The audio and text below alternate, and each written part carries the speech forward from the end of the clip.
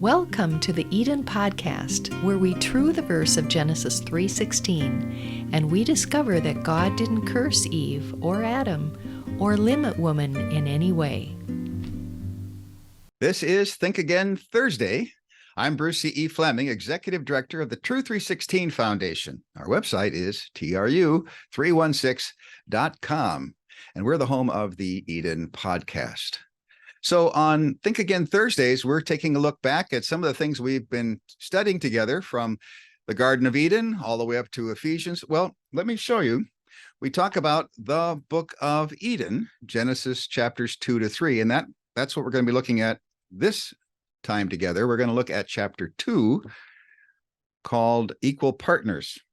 Once we get through the book of Eden, we are able to move on to the book Beyond Eden, which is even better than the Garden of Eden. That's really an exciting statement. Paul says it. He says, this is a great mystery, meaning something that's been previously hidden, but now is revealed. And that's in Ephesians chapter 5 and 6, chapters 5 and 6.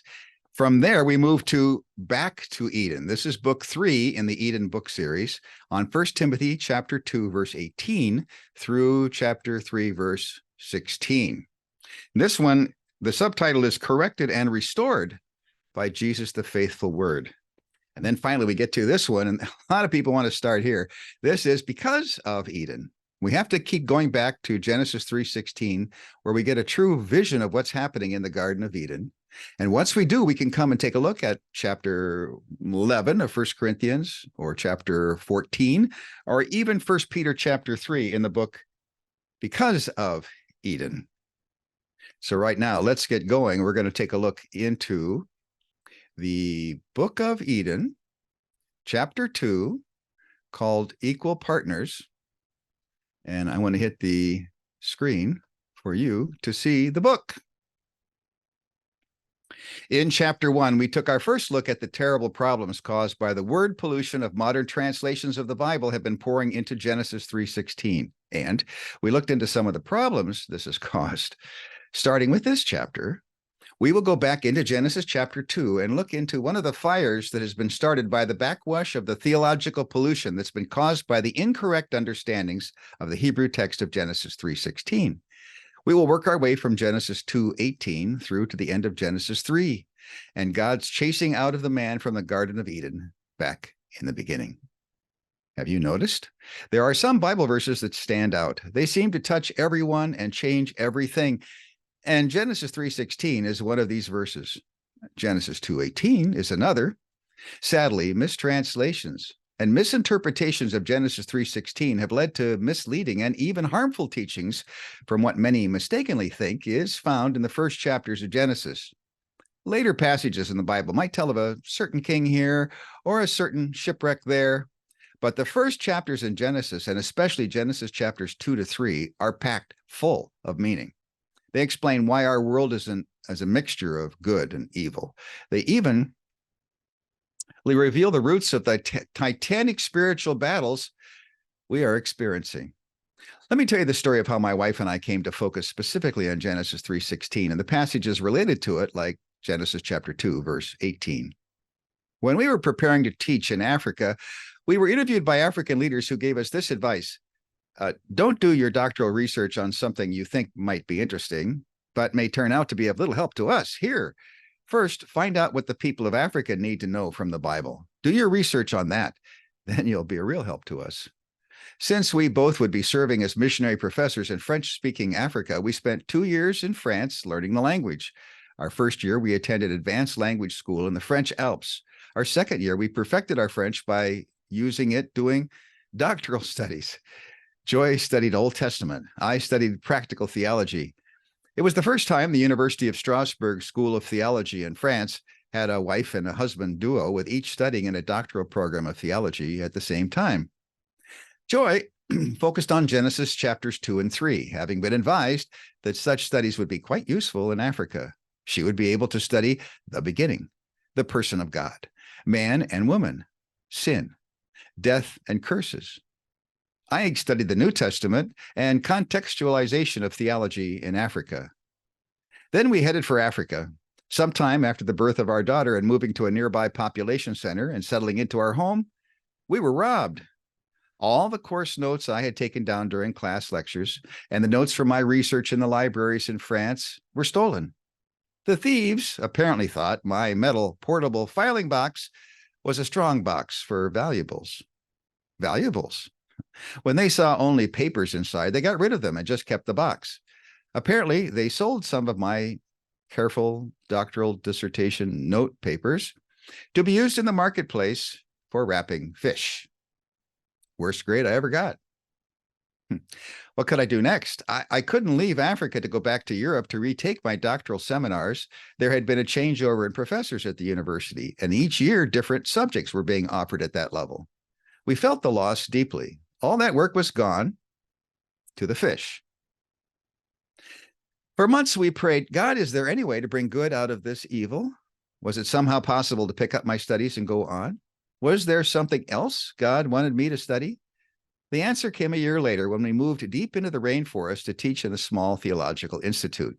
There, out our front door, down the hill, under the dark green shade of towering avocado trees, past the end of the grass airstrip and then the whitewashed clinic, came the end of the mile-long dirt path. From that point, you could turn only right or left down the main road, which was only a one-lane rutted track crowded on both sides by thick rainforest. To the right, you came to the first mud-walled, thatched-roofed huts in a line of villages that belonged to the people from the Mono tribe. To the left, you soon found a larger village. These people were from the Ngombe tribe. Their villages lined the mud road away to the west. In this juxtaposition of culture groups in the lush hills of northwestern Congo, Joy and I took turns raising our toddler daughter and teaching courses to students who were preparing for pastoral work in village churches in the Congo. The initial coming of Christianity to new culture groups anywhere in the world almost always results in a marked improvement in the status of women in those groups. To my surprise, I found that after 25 years of mission work and church planting, the status of women had not improved in the Mono and Gombe villages that lined the Bosabola Road. In fact, their lowly status in the two tribes remained remarkably as it had been before the arrival of the gospel in their area. Why? As a practical theologian, I began digging to find out what had been taught and what had not been taught by the first missionaries and African pastors. What had been done right? What had been misunderstood? What had been done wrong? I interviewed older believers in their villages and took notes. I searched the school library, the archives, and the shelves in the various offices. My searching paid off, as I found on a top shelf many dust-covered, yellowing booklets that had been used in Bible and practical Christian life training during the early years in the school. I discovered that incorrect doctrine had inadvertently been taught in the village churches. This was hindering the growth of the Christian women and men in their faith and their ministry. It was disrupting their home life as well.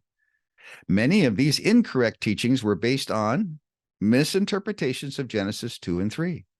Additional faulty teachings based on these misinterpretations of Genesis warped the understanding of key New Testament passages as well. I realized that here was the biblical research and writing God had for me to do. As Joy and I each tackled tough passages, we noted faulty translations into modern languages from the Hebrew Old Testament and the Greek New Testament in 7 key passages. Working from the original languages, we began to peel away centuries of faulty interpretation and arrived at clear expressions of the passages we were studying. We taught what we learned to the students and believers around us. It was a privilege to see their troubled expressions turn to ones of recognition and joy as the Bible studies progressed. Since then, we have continued to study and teach on the 7 passages which build on the insights Joy discovered in Genesis 3:16. These are the 7 passages: Genesis chapter 2, Genesis chapter 3, Ephesians 5:15 to 6:9, 1 Timothy 1:18 to 3:13, 1 Corinthians 11:2 to 16, 1 Corinthians 14:34 to 40, and 1 Peter chapter 3, verses 1 to 7. In the beginning, God. In Genesis 1:1, on day 1 of creation, the name used for God in Hebrew, Elohim, ends with im. That was like ending an English name with the letter S. The im ending usually meant more than one, but there was only one God in the beginning. A careful look at the first chapter of Genesis shows that God, 3-in-1, was at work in the beginning. Verses 1 through 3 could be worded this way. Verse 1, the Father, 3-in-1, created the heavens and the earth. Verse 2, the Spirit, 3-in-1, hovered over the waters. Verse 3, the Word, 3-in-1, said, let there be light. This fits the description of what happened on day 6 of creation. Verse 26, God, 3-in-1, said, let us make humans, male and female, in our image, in our likeness, and let them rule. Verse 28, God, 3-in-1, blessed the man and woman, and said to them, be fruitful and multiply, fill the earth and subdue it. Rule over the fish of the sea and the birds of the air, and over every living creature that moves on the ground. Thus, according to Genesis chapter 1, on day 6 of creation, both the man and the woman were made in God's image. Chapter 1, verse 27. Both the woman and the man were given the creation mandate to multiply and fill the earth. 127. Both were made as rulers. 128. And all was very good. Now let's look at the details of day 6 in Genesis chapter 2. Oh, yep, it's over there too. What is summarized in Genesis 1 is told with details in Genesis chapter 2, verses 4 to 25. Genesis 2 describes what happens on day 6 of creation when God specially creates each of our first parents, and they begin life with the Lord God in the Garden of Eden. The Lord God forms the man from the dust of the ground. After God breathes into him the breath of life, the man meets God. Chapter 2, verse 7. Then the Lord God plants a garden in Eden and places the man in it. Chapter 2, verses 8 to 15. But the fruit from all the trees can be enjoyed. Well, the fruit from the tree of the knowledge of good and evil is not to be eaten. The penalty for eating from that forbidden tree is death. Verses 16 and 17. Then Genesis 2 tells of the creation of the woman. The Lord God makes an assessment. It's not good for the man to be alone. I will make a partner equal to him. 2:18. What was not good? 5 times the word good is used up to this point in creation. What is not good? A look at the end of day 5 provides the insight we need. At that point, God blesses the recently made birds of the air and creatures of the water with these words, be fruitful and multiply. Chapter 1, verse 22. A similar blessing is coming for the man and woman at the end of day 6, 128. But at this point, on day 6, the man is alone. He cannot be blessed to reproduce, as it takes a male and a female to do so. I think he was aware that he was a male human. He had named the animals. When he named the lions, for example, he likely observed that there were male and female lions with their physical differences. The same would have been true for other animals. But where was the female human? Creation was obviously incomplete. Readers of Genesis 2 have the delightful experience of listening to God talking within the Trinity, so to speak. Here's a playful, yet respectful way to sum up what we read next. On day 5, we bless the birds and the fish to be fruitful and multiply. We can't do the day 6 blessing yet because we don't have the last piece of the puzzle. All is not good yet. That's the state of affairs so far. Let us finish this and give the man insight into what we're doing. Yes, that'll be great. We're starting to fellowship with the first of all of them already. When we're done, all will be very good. Chapter 2, verse 18, and referring to chapter 1, verse 31. How did the Lord God make the woman? There are different descriptive verbs used when each person is made. God forms the man from the ground, 2:7. God builds the woman from the already existing material taken from the man, 2:22. Created to be equal partners. In Genesis 2, when God creates the woman, she is described in relation to the man. In 2 Hebrew words packed full of meaning, ezer, kenegdo, God describes how the two are designed to go together. They are made for each other, just hours apart. Once together, they are to be a resourceful and satisfied pair at home together in Eden.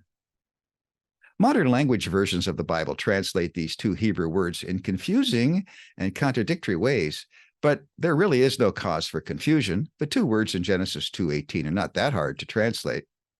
An ezer kenegdo is someone who is equal, a counterpart, one who works together with another as they help each other through sharing their strengths.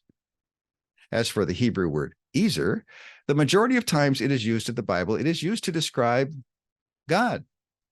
In Deuteronomy 33:7, God is the ezer of Judah. The NIV translates this as, "Oh, be his help against his foes." God is the ezer who helps with superior strength.